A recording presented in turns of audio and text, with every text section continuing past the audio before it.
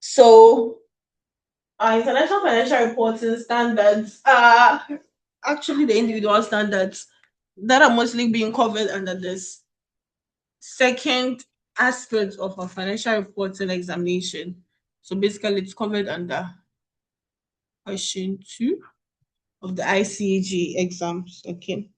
And if you go through the syllabus, there are some level of requirements or application regards to the various standards. So those that are applied for level 2 and the level of application is required a lot for level 2 are what I have stated, but it's not limited to these. Okay, I've just stated them to guide you in terms of your reviewing of the standards.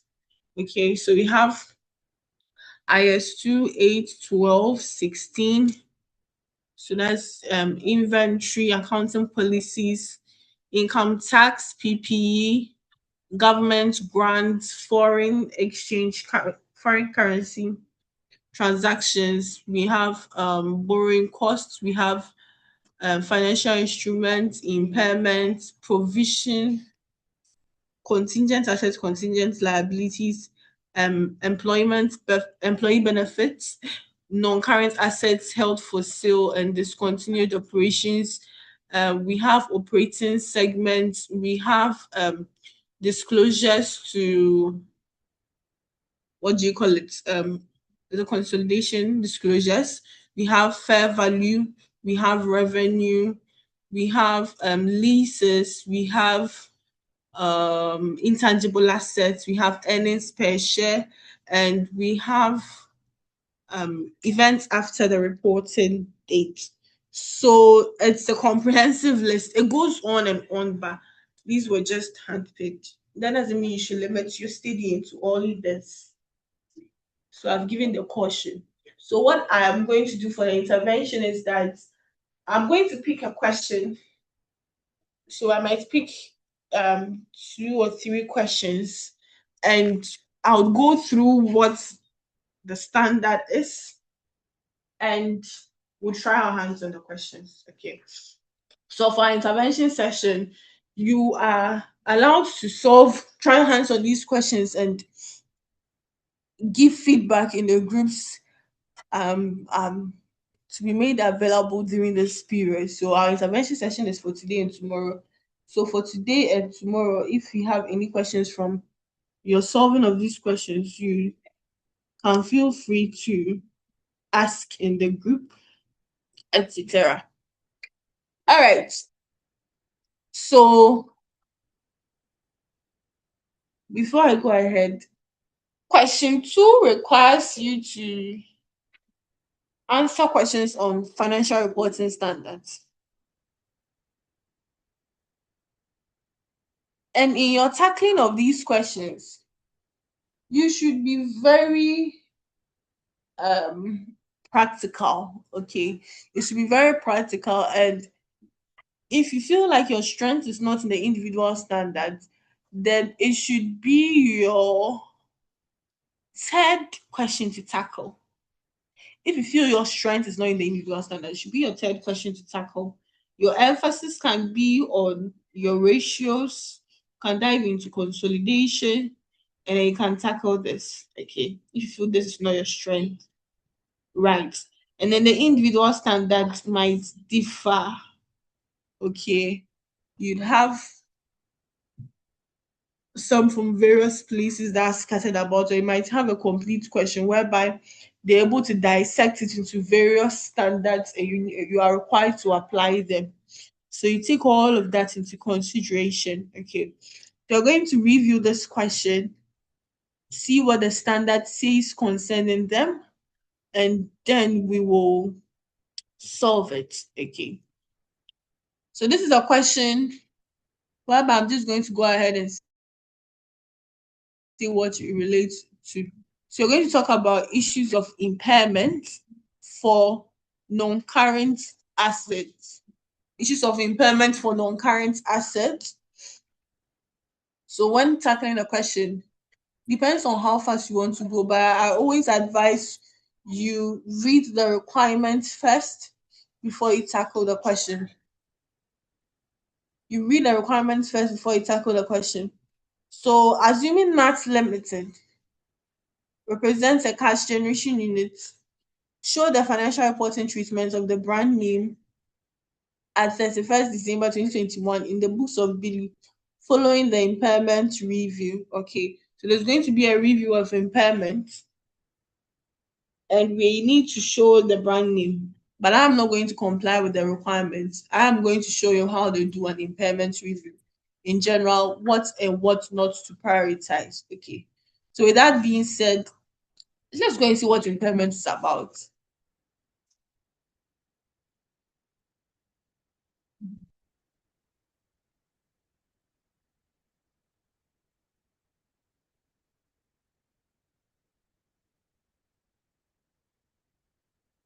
So we have impairment being a standard covered under IAS 36, and we just need to know what is entailed regards to impairment. For FBI students, they're the ones that you get to dive deeper into all these, the scope, etc. But we are going to focus on the pertinent aspects that we need to get a hold of, and then we are good to go. All right. So for impairment loss, we've heard about impairment. What is it? So impairment loss, we see that an asset is impaired if its recoverable amount is less than its carrying amount. So we have two elements here. So we have a recoverable amount and we have the carrying amount of an asset or a cash generating unit. Okay. So that is the carrying amount of the assets is greater than the recoverable amount, then we can claim there is an issue of an impairment loss. So what is a carrying amount? What is the carrying amount? By default, we know from IAS 16 that the carrying amount of an asset, it's its cost minus accumulated depreciation minus accumulated impairment losses. Okay. Or you can just say cost minus depreciation would give you your carrying amount of your assets. So that is what we're going to compare with the recoverable amount. So now knowing what our carrying amount is, what is our recoverable amount? Our recoverable amount is the higher of our fair value less cost to sell and our value in use. It's the higher of our fair value less cost to sell and our value in use. So our fair value less cost to sell is basically our net realizable value, whereby we have the fair value of our assets and we deduct our cost to sell it. Does it remind you of anything? Clearly, it's going to remind you of IS2 and NRV. That's how I like to teach. I make references to other standards. So if you feel like you've not covered standards enough, I might say something in relation to a standard. Yeah. But those who have covered enough would clearly know what we are talking about. Okay. And value in use. So value in use is, as we've already seen in the measurement basis of elements, it says value in use or present value. Okay. Whereby I talked about discounting. So value in use is determined by estimating the future cash inflows and outflows to be derived from the use of an asset and its ultimate disposal and applying a suitable discount rate to these cash flows. Okay. So we have our fair value, less cost to sell, and then we have our value in use. And then we say to get our recoverable amount, we need to take the highest of these two. Okay, and then we'll get our recoverable amount. So clearly, these are just examples for the students, whereby you have the carrying amount of the assets, you have the net realizable value, and you have the value in use. So for this question, in determining the recoverable amount of each asset, it says the recoverable amount is the higher. Okay, it's the highest of these two. So, regards to this question, the recoverable amount is going to be value in use. For here, it's going to be value in use, and for here, it's going to be net realizable value. Okay, so we have our recoverable amount of each asset. So how would we get our impairment loss? And we see impairment loss is when our carrying value exceeds our recoverable amount. Okay. So for this question, our impairment loss 100 less 120, 20. So there's no impairment. For here we have 150 less 130, 20. So we have impairment. And here we have 120 minus 100 impairment. Okay. So this is just how to identify, how to value impairment. Okay, how to measure impairment. Okay. So now we need to, after measuring impairment, you need to identify impairment. Right. So there are various things that you should consider in identifying impairments, and there are various sources of information. Okay, so we have the external sources of information and we have the internal sources of information.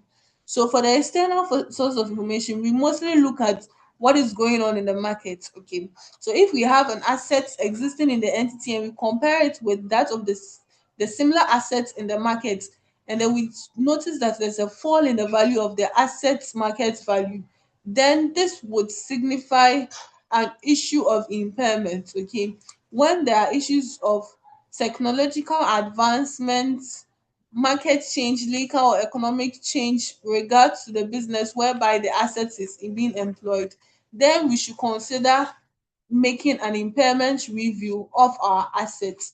When there are increase in the interest rate or market rates due to various changes and due to various market trends or transactions or regulatory rules. For instance, in Ghana, Bank of Ghana would adjust the various interest rates. Then we can see that it's going to give us a cause of alarm to review our assets for impairment. And when we notice that the current amount of the entity's net assets is more than its market capitalization, then we need to consider reviewing our assets for impairment. So we should take note of these sources. They are mostly asked as a bonus question to just give you a bonus tick or so, right? So as we've considered the external sources, the internal sources should be considered too. In regards to the internal sources, we are looking at evidence of obsolescence, okay, or damage to the asset, whereby the asset has become obsolete due to technological advances. The basic example is the use of what do you call it? Is it a typewriter and a computer?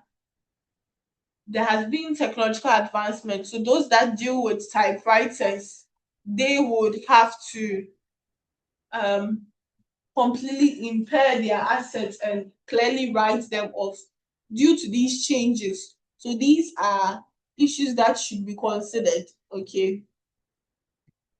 Changes in the way the asset is used have occurred or are imminent. Okay. So maybe the way the asset is being used, there has been significant changes that would warrant it to be reviewed for impairment. These are internal sources.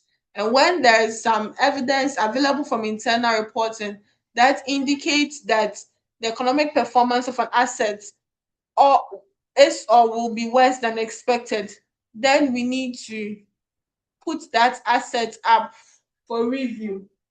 Okay. So even with regards to that, mostly with regards to the internal reporting, it's issues whereby after an internal audit is conducted, then the recommendation is that you review your assets for impairment. That is considered. And then if an indicator of impairment exists, then a review must be performed. So when there is no indication, there's no need for you to take an impairment review. But there are exceptions to this rule. We have entities that are need to have a compulsory impairment reviews. We have certain assets that require compulsory impairment review. The first is goodwill that is acquired in a business combination. A business combination under IFRS 3, whereby we are talking about a business acquiring another business. So basically consolidation. So those who are conversant with consolidation now will know that upon acquisition of the subsidiary by the parent will need to compute its goodwill, and if there's any impairment, charge the relevant impairment. The same thing applies here. So goodwill that has been acquired in a business combination will need to be up for review of impairment. And then if there's any intangible assets with an indefinite useful life, then it needs to be up for um what do you call it, impairment review. And then an intangible asset that is not yet available for use needs to go through an annual impairment review. So irrespective of whether there's an indication, whether there's an external source or internal source, these should go through an annual impairment. Okay. These should go through annual impairment review. All right. So with that being said, let's look at how we recognize it. Someone when I'm solving questions, I like to dive into the various accounting treatments, especially the debiting and crediting. I believe it helps you in case you have a novel question, you're able to figure things out so easily. Okay. So to recognize impairment loss is a loss is expensed. Okay. So impairment loss is charged immediately to the statement of profit or loss and other comprehensive income, mostly factored as part of cost of sales. Okay, for your presentation purposes, you'd factor it as part of cost of sales unless stated otherwise by the question. So by default, it's as included as part of cost of sales. And if the asset has been previously been revalued upwards, the impairment is recognized as a component of other comprehensive income. In the fact that if we have a revaluation gain sitting in our books, the existing impairment will go and net off the revaluation gain.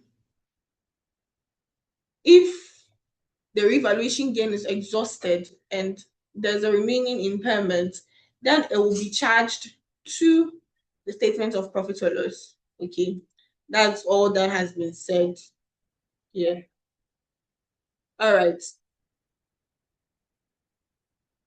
So after that, the impaired assets will then be depreciated or amortized over its useful life.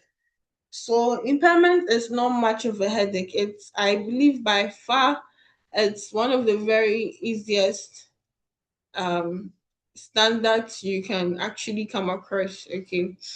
So regards to value in use, these are just things I want you guys to note down. And please, my there's Documents for my individual standards that wouldn't be made available. Okay, these are only for Flourish students. All right. So the discount rates applied to the computation of value in use should be pre-tax. Okay, a pre-tax rate which should reflect the current market assessments, etc. So pre-tax cash flow and pre-tax discount rates are used in the computation of value in use, right? So for instance, you have this question, you use pre-tax to compute it. All right, so there are issues of impairment reversal. I want us to dive into.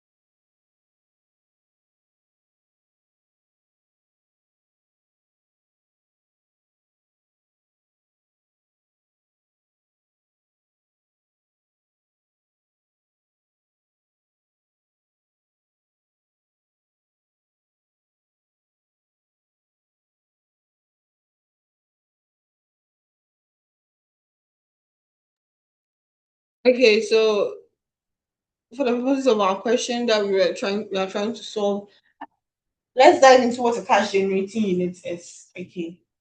So a cash generating unit is known as the smallest identifiable group of assets that generates cash inflows that are largely independent of the cash inflows from other assets. So we have small assets that are grouped, and then these assets are known to generate cash inflows, which we can evidently see are independent of that generated from other assets. And that's what we call a cash generating unit. Okay. So for a cash generating unit, in computing impairments, we need to assume that the cash generating unit is one asset. Okay. And then we compare the current amount of the entire cash generating unit to the recoverable amount of the entire cash generating unit, right? So in comparing it, and then we tend to find our impairment. Okay. So for the allocation of impairment loss, it's time for medication. For the allocation of impairment loss, regards to a cash generating unit, there should be a priority level you need to follow. Okay. Priority level you need to follow. But generally, we have um, the way of allocating impairments, but this is just cash generating units. But it can be replaced by the general way of allocating impairments. All right. So for impairment loss, you should first allocate it to any destroyed assets, damaged, valueless, useless, or worthless assets. Okay. So you first allocate, then to any unimpaired goodwill, then to any intangible assets for which there is no active market, then to assets where their net selling price is less than their carrying amount, and finally to any tangible asset on pro rata basis. Okay. So by default, you'd have the impairment allocation. You have other manuals telling you it's unimpaired goodwill. Unimpaired goodwill will be allocated full impairment, with the full impairment charged, and then you pro rata remaining non-current assets. Okay, that's what is mostly, that's like the main criteria, because in most cases you don't really have issues of destroyed, damaged, valueless, useless assets. All right. So this is what you need to know. And then we can now dive into the answering of our question. We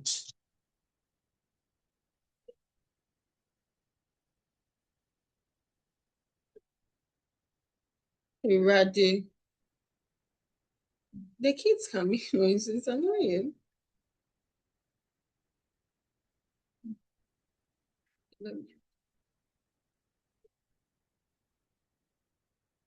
I want to see someone is writing on my board.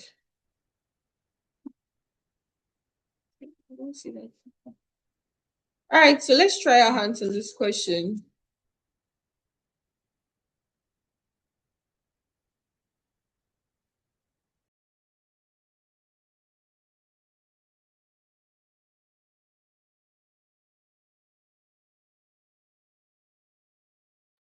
It's a madam, and yes, the videos should be shared, okay? Kennedy, you share the videos. Kennedy, why do you even need the videos? You're already in class.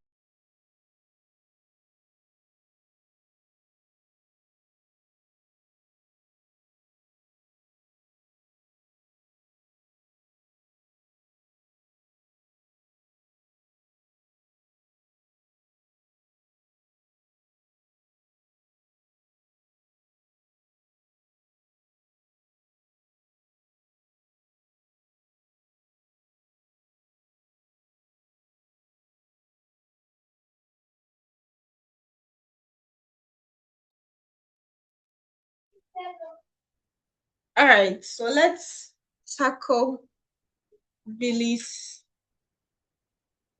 question. Okay.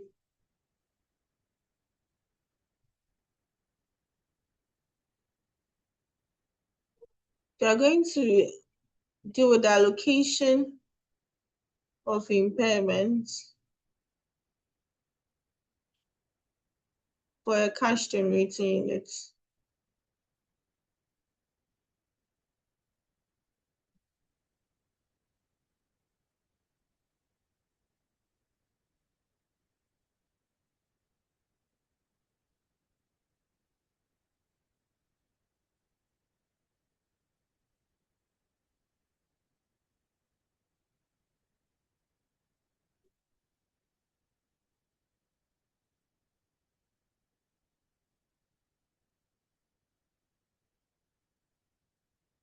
All right, so Billy acquired 100% of the subsidiary NAT on 1st January 2021. The current amount of the assets of NAT in the consolidated financial statements of the Billy Group at 31st December 2021 immediately before an impairment review were as follows. So we have the goodwill, we have the brand name, we have the PPE, and we have current assets. Take note that current assets are at its recoverable amount, and that is basically the case all the time. Okay, so it's something that um you can always vouch for, because current assets, we know there are assets that are supposed to exist like within 1 year in the entity of in the entity's financial statement, so they are mostly at their current value. Okay, they are mostly at their fair value. So they do not really need impairment testing or need to deduct impairments from them. They are mostly at their recoverable amount. Okay, so the emphasis is mostly on the non-current assets. So the recoverable of amount of NATS Limited was estimated at 9.6 million Ghana cedis at 31st December 2021, and the impairment of the asset in NATS Limited was deemed to be 2.2 million. Billy Limited applies um property, plants, and equipment, that's IAS 16 and IAS 36, in preparing its financial statement. All right. So, with regards to this, had you not been given the amount of impairment, you were to compute it yourself. Okay, so let's see whether the impairment amount, in case we're to compute it ourselves, whether it's going to tally. Okay, so impairment.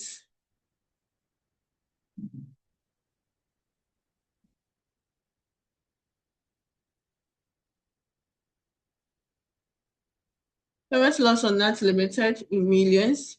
So the carrying amount of our assets are 11.8 million, and the recoverable amount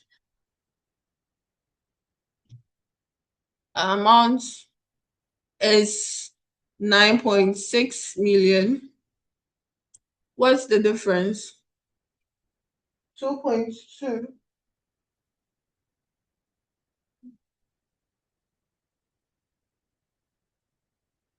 2.2. So it tallies with that completed by the question, right? So our assets are being impaired by 2.2 million.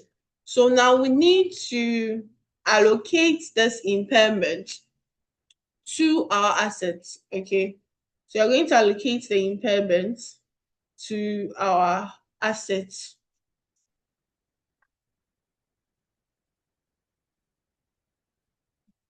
So we have our assets.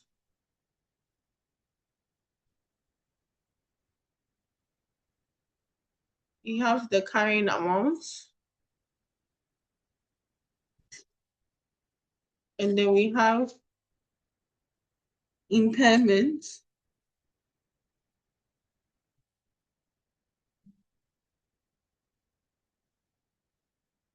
Then we have the coverable amount. Service rated I.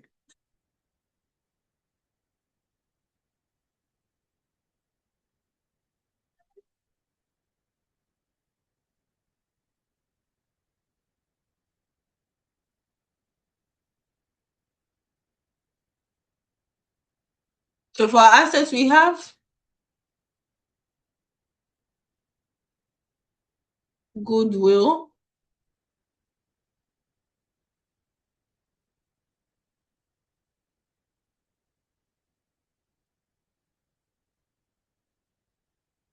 We have goodwill, brand name, PPE, and current assets.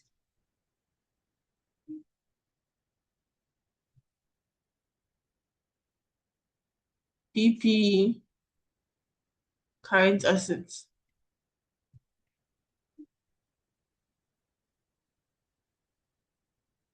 So goodwill for the current amount 1.426 and then 2.4 million.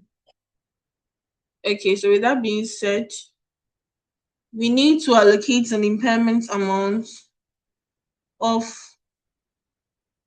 2.2 million. 11.8. Then we'll have a total recoverable amount of 9.6. Okay. So now the standard says, IAS 36 says that in the allocation of impairment, we are first to consider any damaged, valueless, worthless, everything less assets. You've charged full impairment for it. Then you come and consider issues of unimpaired goodwill. So we do not have damaged, valueless whatsoever assets, but we have unimpaired goodwill. And the impairment for it is 1.4. So you charge the full impairment on goodwill. So after charging the full impairment on goodwill, we are asked to prorate the remaining impairment to the remaining non-current, the remaining assets. We have to prorate it to the remaining assets. Okay. So before that, we noted from our question that our current assets are at a recoverable amount of 2.4. So clearly, they are not up for impairment. So there's no issue of impairment. This becomes dash. Right. So now we need to find the remaining amount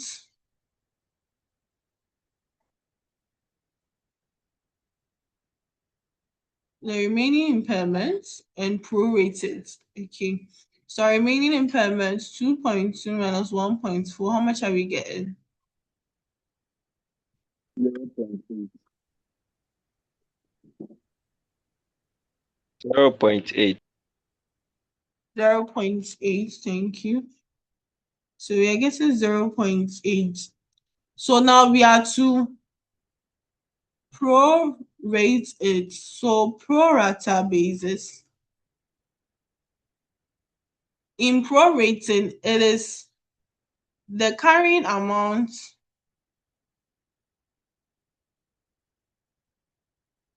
of the assets over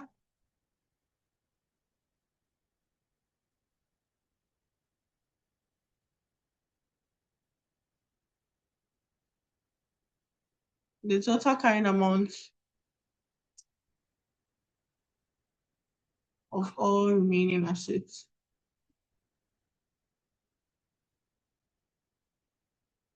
Times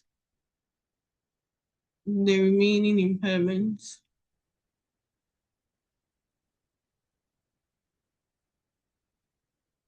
So now the total carrying amount, so that of brand name is 2 and that of PP is 6, giving us a total carrying amount of 8 million. Okay, so now to prorate it,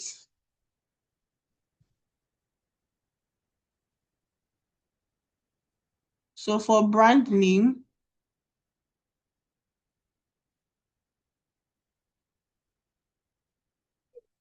we are going to have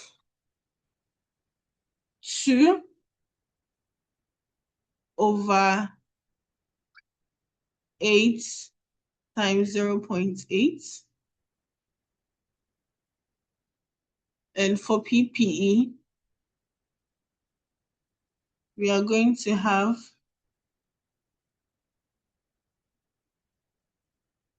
6 over 8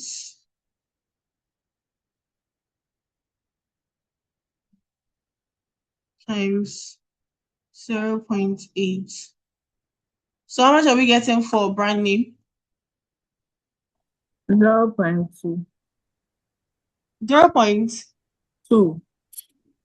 0.2 and for this will be 0.6.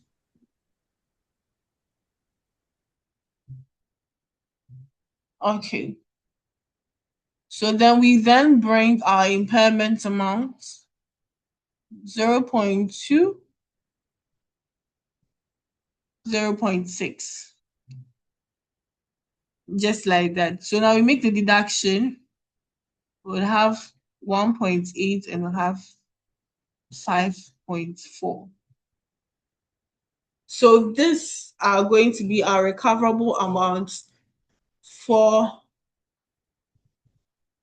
our assets. Okay. So now it says that the requirement is to show this is that made a general allocation. But what does the question require? It says show the financial reporting treatment of the brand name in the books of Billy Limited following the impairment review. Okay. So what is going to be the financial reporting treatment? So the accounting treatment,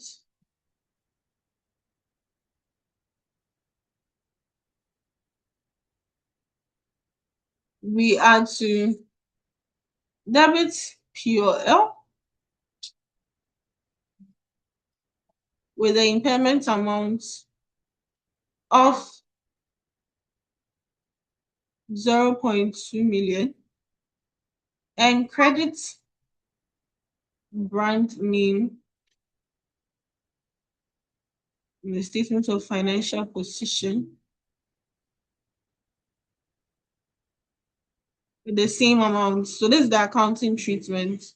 Any question?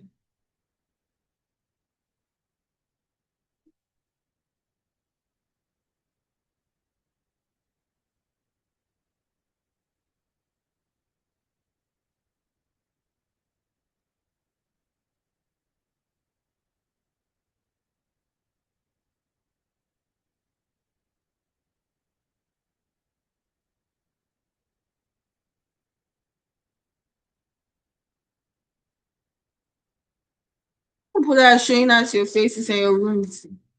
Be showing us nice rooms, we beg you. Kindly turn off every single camera. Because most of you are basically relaxed. Who is writing on my screen? The person writing on my screen, I beg you, okay, please save my screen the trouble. Thank you. Save my screen the trouble. You are writing more. Hey, Ko. It is well. All right. Any question?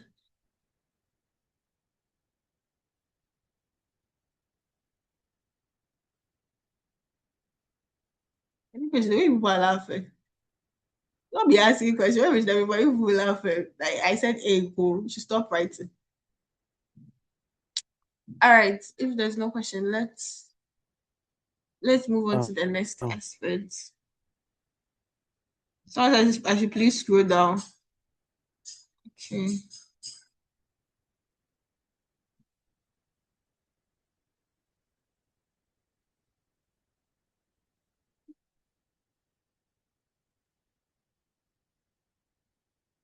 Oh, Samsung, why? My friend says again, oh, whoever is writing on my screen, you buy data for me.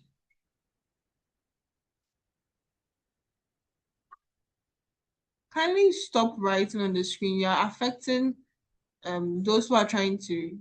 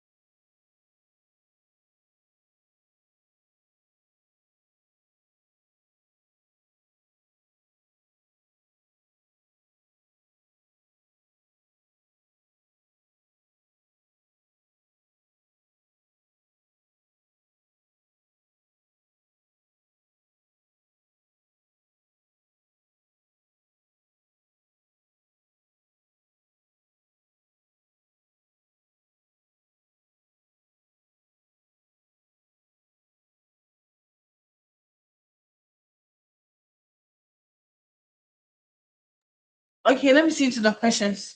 Someone is asking, am I wait, let me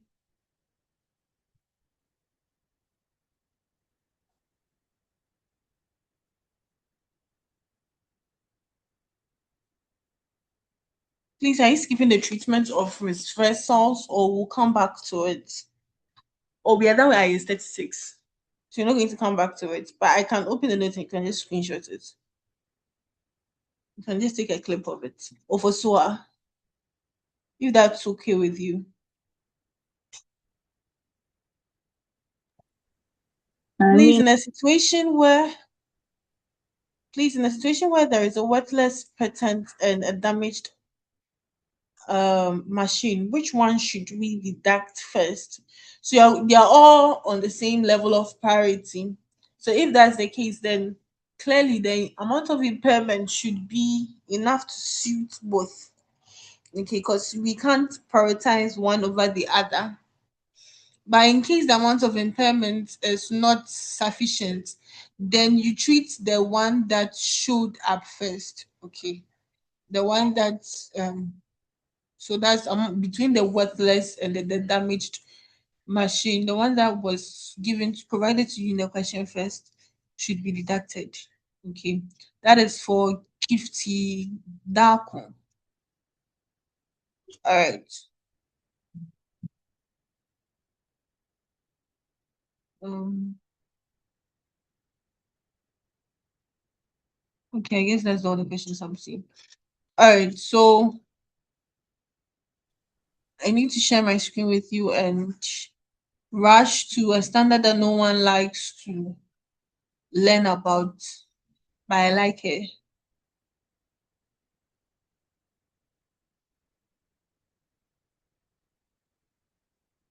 IS 12. Okay. So I have a question in there relating to IS 12, but I noticed people do not like IS 12 for one reason or the other. But in case you have to do single entity issues, you'd have to face IS 12. It might not come up in the individual standards, but clearly it might be just a line item and then you would be struggling. Okay, so IS 12, we're going to deal with income taxes. Okay. But please, when you have a question, you can just put it in the chat box and I'll answer when I am done with the teaching. Okay. So we're going to do with IS 12. I'm going to walk you through the definitions, basic, pa. And we'll try and answer the question. Okay. So for IS 12, we are talking about income taxes.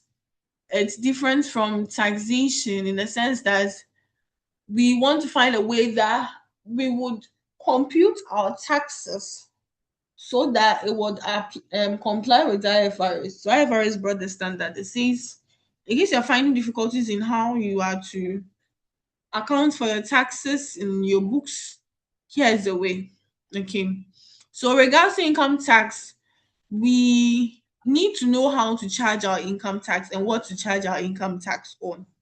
So regards to the profits of the entity, we have the accounting profits. That is normally our profits before tax. Okay, I'm just giving you guys a walkthrough. We have an accounting profit. That's our basic profits before tax. And then we have our taxable profits, which is adjusted for tax purposes, right? So our taxable profits is the profits in which we can charge our income taxes on. We can use to charge our income taxes on. But our accounting profits, it says that the standard believes that accounting profit has been massaged in order to suit the entity's preferences. So we need to change our accounting profit to taxable profit. So in adjusting it, we are to add back expenses that are recorded but are not allowed for tax purposes and income that are taxable but were not recorded. And we are to deduct expenses that are taxable but were not recorded and deduct income that aren't taxable but were recorded. Okay, so basically expenses that are recorded but not taxable, we are talking by default depreciation. One thing about FR is that unlike the basic principles of tax, that dives deeper into the various expenses involved. Um, Accounting income tax just gives you the bare minimum. Okay, so the major thing they are going to consider is depreciation. They're not going to consider any income related expense that should be recorded or was recorded but shouldn't be recorded. You're not really going to dive deeper like that. You're just going to focus on the depreciation and your capital allowances. So expenses that are taxable but not recorded is our capital allowance. Okay, capital allowance. So these are the main things that we need to adjust in order to generate our taxable profits. That's just by the way. Okay, so we have current tax, and that's the income tax that we are supposed to pay or recover in respect of our taxable profit or loss for a period. So the amount of income tax that is payable in respect of a taxable profit is our current tax, and the amount of income tax that is recoverable in respect of our loss is a current tax. Okay, so in measuring our current tax, we just need our taxable profit or loss by our tax rate, and then we'll get our current tax. So in most cases, for examination purposes, current tax is provided. Okay, they provide it for you and your, what do you call it, in the question. Okay, they provide it for you in the question, but you'd have issues whereby there are over provision and under provision of tax. Okay, so in case you are given, instead I was telling my students, in case you are given a trial balance and then you find your income tax figure on the credit side, it's an over provision, and on the debit side it's an under provision, just to help you in your adjustment so that you don't falter and be passing wrong entries. Okay, so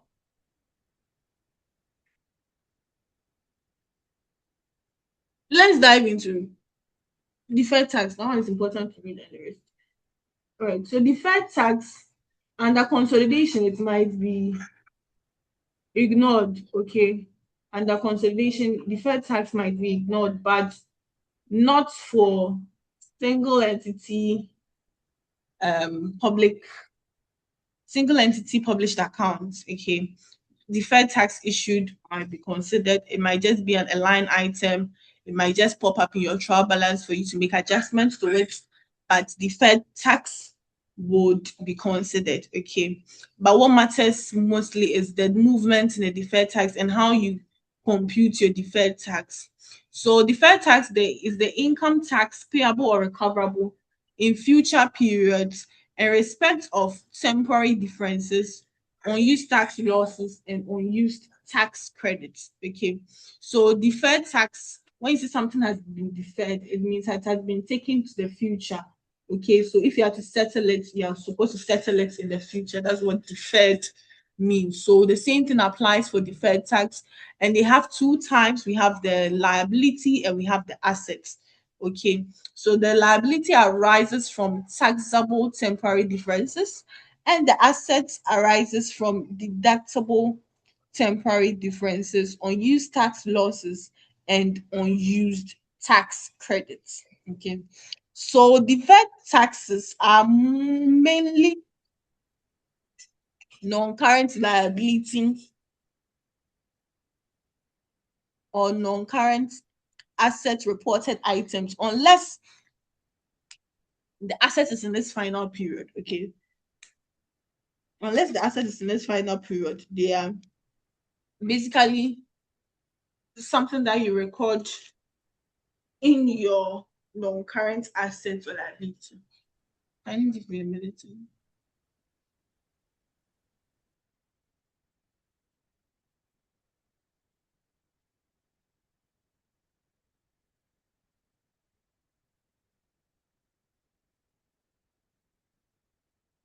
Okay, I'm seeing a question here. Madam, please, with brand, why didn't you record the current amount in the statement of financial position, but rather you recorded the impaired amount? You are to record, you're not recording the current amount. It has been impaired. So you're not recording the impaired amount. You are recording the recoverable amount.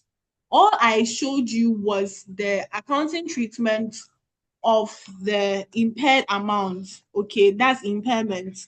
And from the standard, it says that you are supposed to take it to the POL, and the adverse effect will be on the asset that has been impaired.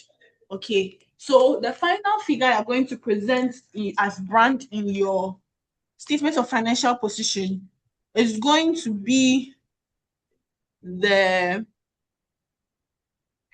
brand's recoverable amount. Okay, that was, is it 1.8 or so? That's what you're going to send. All right.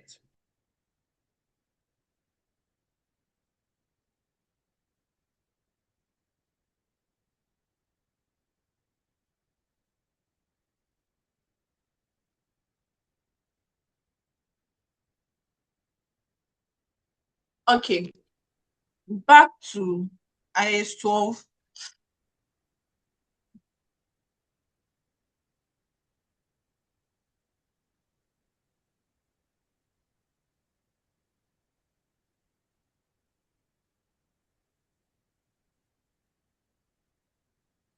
Yeah, to measure deferred tax, okay. Deferred tax is risen as a result of temporary difference. Temporary difference is the difference between the carrying amount of an asset or a liability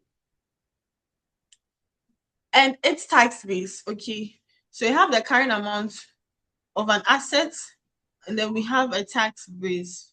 So the difference between these two would give us a temporary difference, okay. And we have two types of temporary difference, right? So temporary difference, we have um taxable, and then we have deductible. So a deductible temporary difference will give rise to a deferred tax asset, and a taxable temporary difference will give rise to a deferred tax liability. So a taxable temporary difference is when the carrying amount is greater than the tax base, and a deductible is when the carrying amount is less than the tax base. All right, so these are just things you should take note of. So in computing our deferred tax, we need to multiply our temporary difference by the tax rate. Okay, so the tax rate given is, if they are not two, if the question doesn't give you two different tax rates and explicitly states that the tax rate given, this is for current tax and this is deferred tax rate, you should know that the current tax rate is the one that you're going to use in computing the deferred tax. So if you have current tax rate already existing of 25%, and you have to find deferred tax and you can't find any tax rate to use, kindly use the current tax rate to compute your deferred tax. Okay. So these are just explanations, blah, blah, blah, blah, blah, blah. Okay. So I need you to know how you treat deferred taxes. So deferred taxes is recognized as an income or expense in a statement of profit or loss for the period under review. So it can be recognized as an income or as an expense in the statement or profit or loss. So it depends. And it being recorded in the statement of profit or loss, the emphasis is that it's going to be recorded as part of income tax expense. And then the deferred tax amount going to statement of profit or loss is the increase or decrease in deferred tax. Increase or decrease in deferred tax are being recognized there. Okay. So we have issues whereby there would be revaluation and there would be a deferred tax effect on revaluation. Okay. So when that is the case, you would recognize the amount of the deferred tax deduction in your statement of other comprehensive income. So the other comprehensive income section, you would record the issues of deferred tax, right? So I wanted to show you presentation in our books. Okay, let me just write it here. So when you have our income tax expense account, this is a pro form of how it's supposed to look like. I'm giving to you off the mind. Okay, so assuming you have a balance brought down, if the balance brought down from the trial balance, okay, it's an over provision, it will be a deduction. If the balance brought down is an under provision, it will be an addition, right? And then you come and consider the estimated current tax for the year.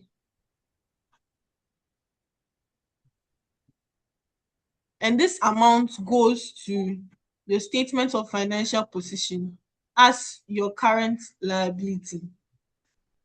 And then you are going to consider increase or decrease in deferred tax. Okay, so increase or decrease in deferred tax. And the final amount is going to be your balance carried down. That goes to your statement of profit or loss as your income tax. Okay, so if you are given a question and you have additional info relating to income tax, it's talking about your current tax and deferred tax, and you're wondering, how am I going to get my income tax to present in my statement of profit or loss? This is the easiest format you can ever get. Okay, whereby in case you have a balance brought down over provision, let me write here, credit side of trial balance, and the provision debit side of trial balance. Okay, so this is what you would do, and you would find your income tax expense. Okay, so this for the income tax expense aspect. I want to see if I can draft something for deferred tax in order for you to know how to get the differences. So for deferred tax,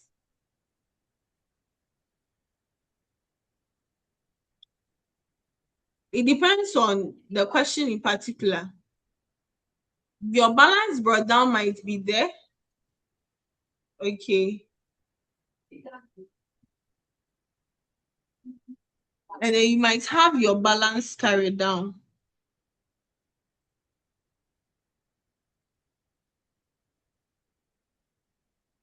Your balance carried down is your temporary difference times your tax rate.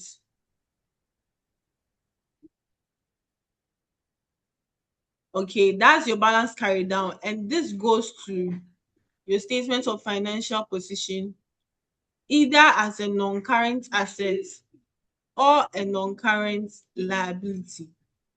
Okay, there might be a decrease. Wait,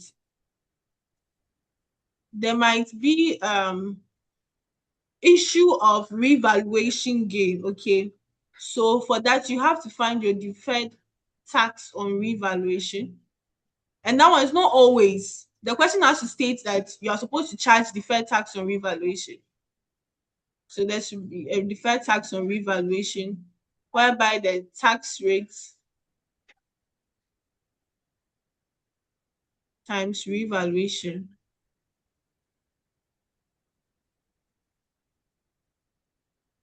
And you have your decrease or increase. And this is the balancing figure.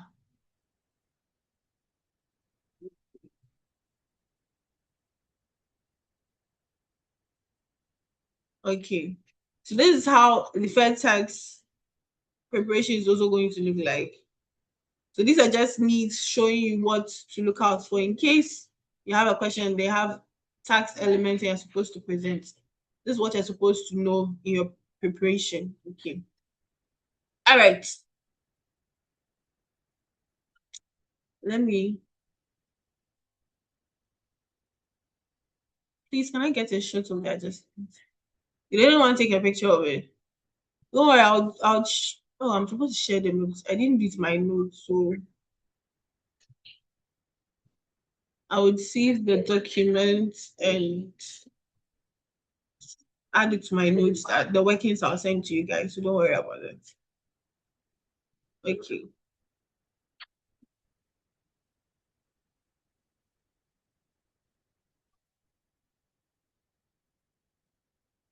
Okay, so we have this question. All White Limited.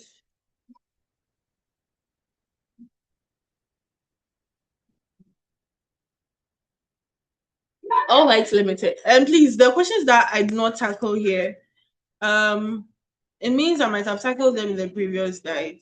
Okay. The videos are available on YouTube, Flourish Professional Institute. Their YouTube video. Some of the questions I tackled most of the questions in the previous guide, so you could get access to them there and get the solutions to the ones that I don't get to tackle today. Okay. All right. So, All Rights Limited is an agro processing company which reports under international financial reporting standards and prepares its financial statement up to 31st December each year. The company intends to comply fully with IAS 12 income taxes by introducing deferred tax in its financial statements. On 1st January 2020, the company acquired an item of plant which cost 750,000 and had a useful life of 5 years with no residual value. All White enjoys capital allowance at the rate of 30%. Revenue generated by using the plant is taxable. Any gain on disposal of the machine will be taxable, and any loss on disposal will be deductible for tax purposes. All White estimates current tax provision for the year to 31st December 2020 at 10,125 Ghana cedis. The tax rate of All White is 25%.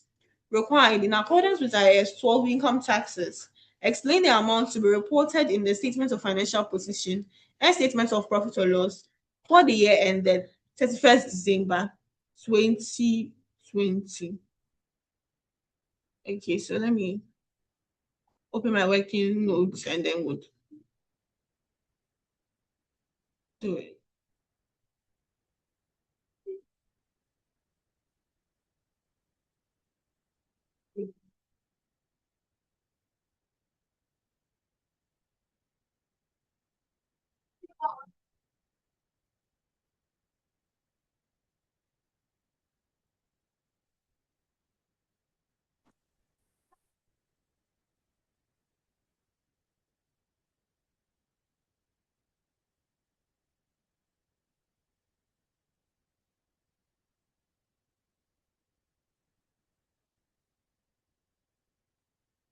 All right, so we're going to tackle this question. It's not going to take us that much time. It's one of the simplest standards you can tackle.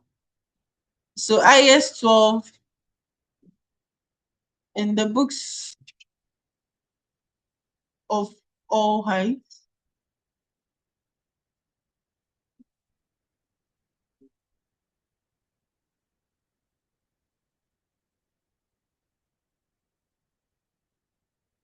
limited. Okay, so we are being told that on 1st January, the company acquired an item of plant which cost 750,000 and had a useful life of 5 years with no residual value. So we are first required to find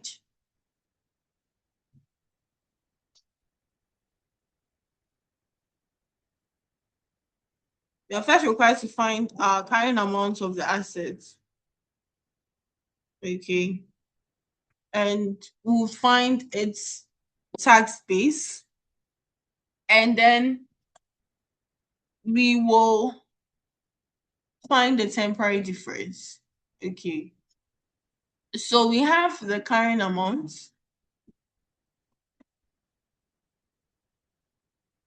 So you include the cost of the assets.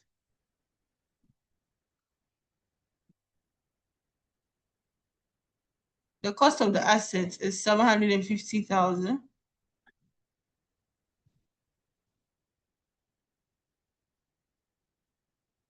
And then depreciation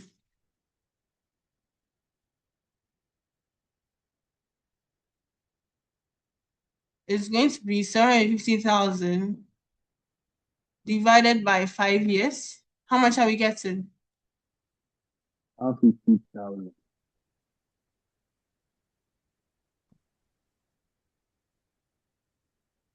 150,000.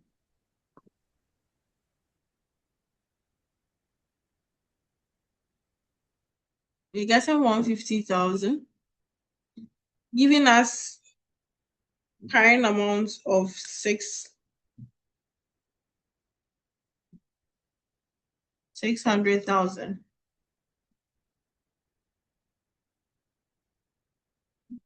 And then we have our tax base.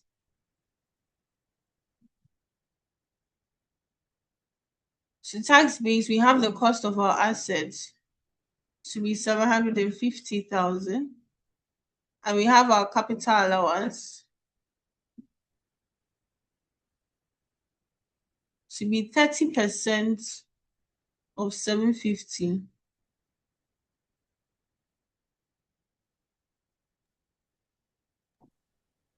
That is going to be 225,000, giving us tax base of 525,000. Hence, our temporary difference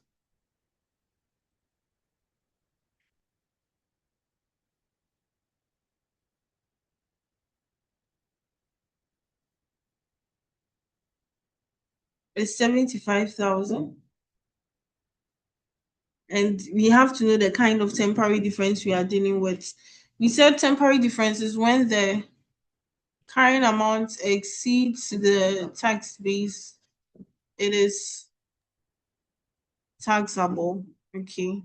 So this is the taxable temporary difference. Taxable temporary difference we stated would lead to a deferred tax liability. Okay, so we're going to get a deferred tax liability. So now in computing our deferred tax, it's going to be our temporary difference of 75,000 times our tax rate of 25%.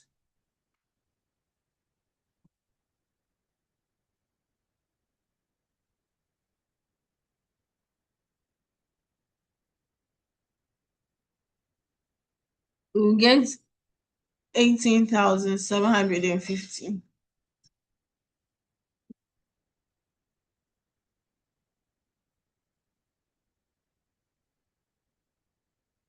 So this is our deferred tax amount. Okay. So we are required by the question to explain the amounts to be reported to the statements of financial position and profit or loss for the year ended. So when we come to our income tax expense,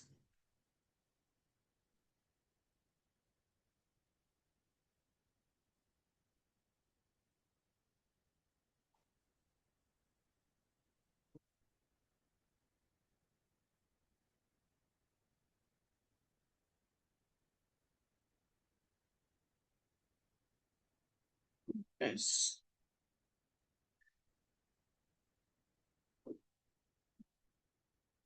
So when we come to our income tax expense,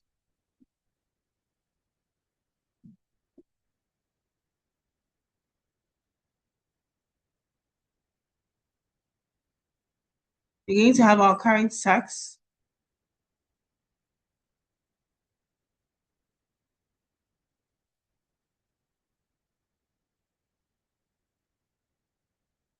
$10,125, and then our deferred tax,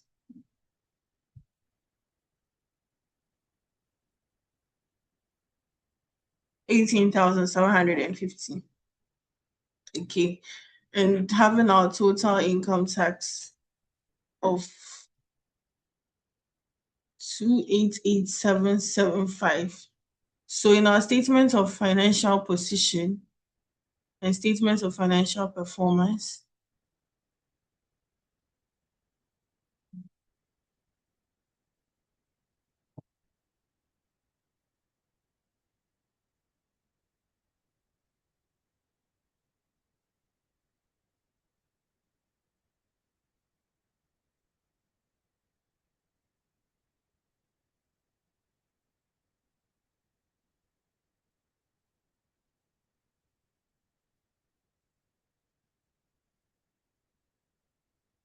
we're going to have an income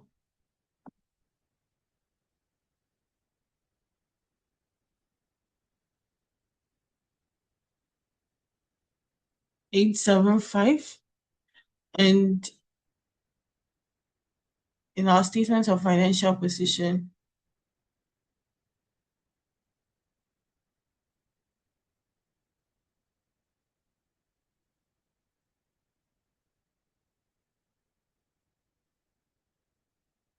you're going to have at the liability section non-current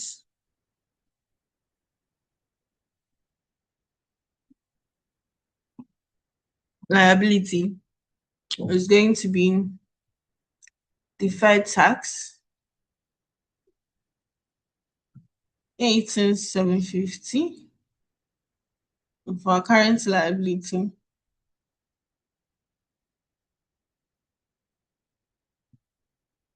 we have deferred tax, sorry, current tax.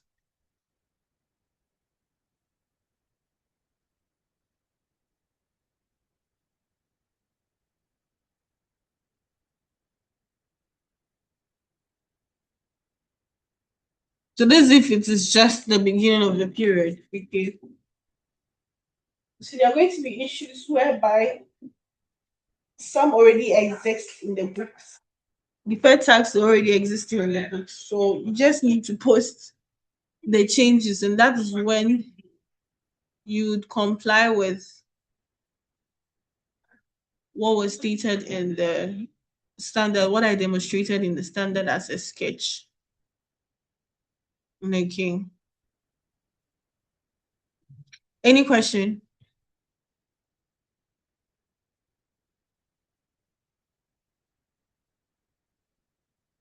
So that will be this.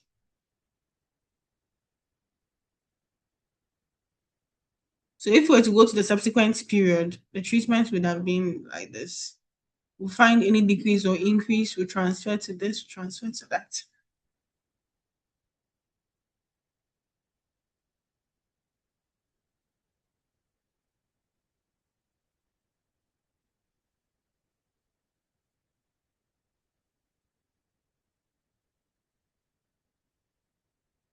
Okay, so we have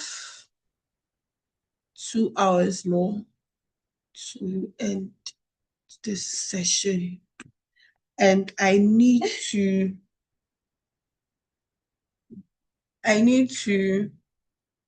wrap two sections. So that's the conceptual framework, the um individual accounts, and then single entity. I need to wrap those up with you so that we can do ratios and consolidation. God willing, tomorrow.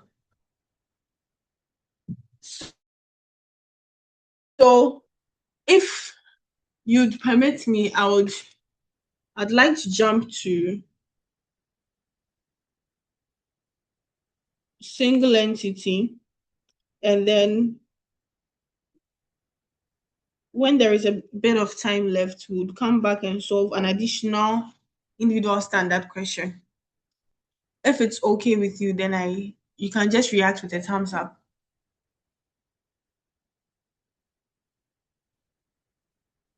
Someone is saying, please, okay.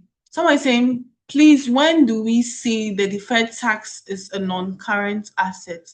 Okay, someone's answered if it's a deferred tax asset, that's right.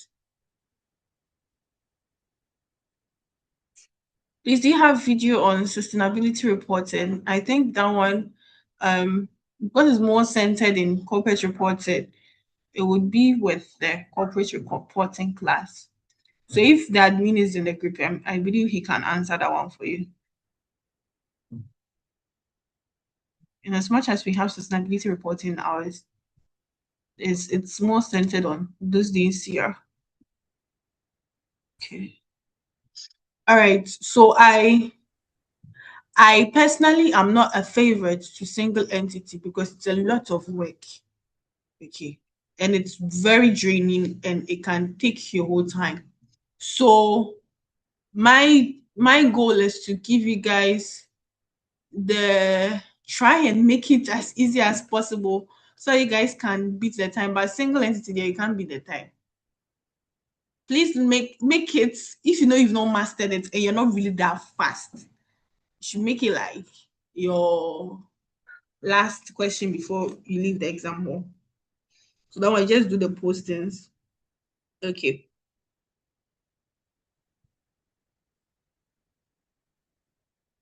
So single entity, I'm going to do a lot of talking, a whole lot. Do you need a water break or something? Or I can just continue? Because I've actually drank water, so me, I can keep going.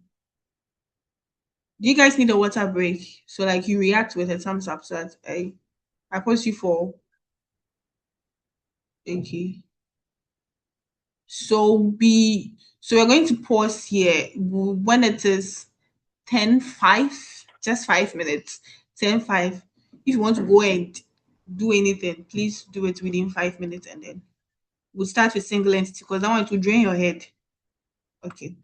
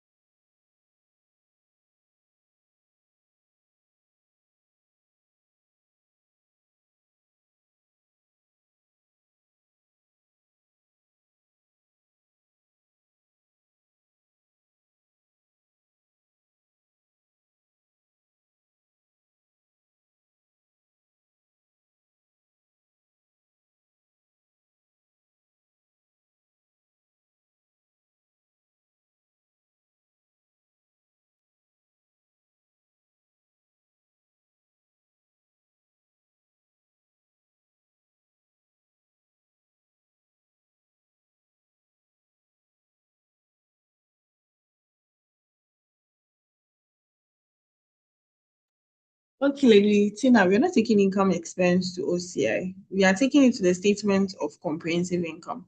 Okay. The statement of comprehensive income includes statements of profit or loss and other comprehensive income. Right. So if I'm to just say statements of profit or loss, then clearly we know you will know that it's going to P or L. And when I say statement of profit or loss and other comprehensive income, and I bring the other comprehensive income section, that separates the POL from the OCI. But I said statement of comprehensive income. So meaning everything is embedded. So it's under POL in the statement of comprehensive income. It's not under OCI.